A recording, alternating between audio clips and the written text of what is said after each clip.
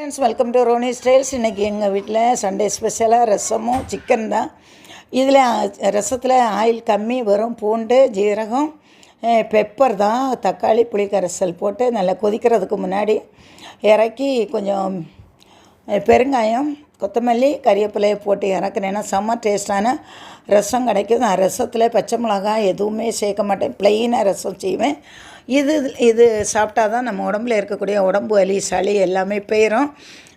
அதுக்கு சைடிஷ்ஷாக சிக்கன் நான் என்ன செஞ்சேன்னா மேக்னேட் பண்ணி வச்சுருந்தேன், உப்பு மிளகாத்தூள் எல்லாம் போட்டு.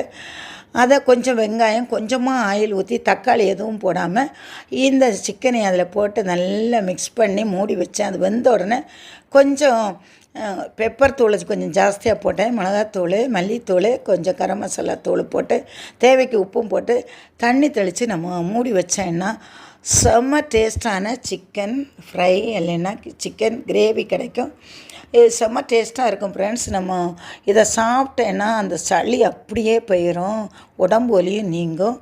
நான் இதே மாதிரி தான் என்னோடய குழந்தைகளுக்கு சளியோ கோல்டாக இருந்தால், என்னோடய மகளுக்கு இருந்தாலும் செஞ்சு கொடுப்பேன். அவள் இன்றைக்கி சாப்பிட்டுட்டு என்னோடய உடம்பு வலி சளியெல்லாம் போயிடுச்சுமான்னு சொன்னால், நீங்களும் இதே மாதிரி செஞ்சு சாப்பிடுங்க. செம்ம டேஸ்ட்டாக கமெண்ட் சொல்லுங்கள். மறக்காமல் சப்ஸ்கிரைப்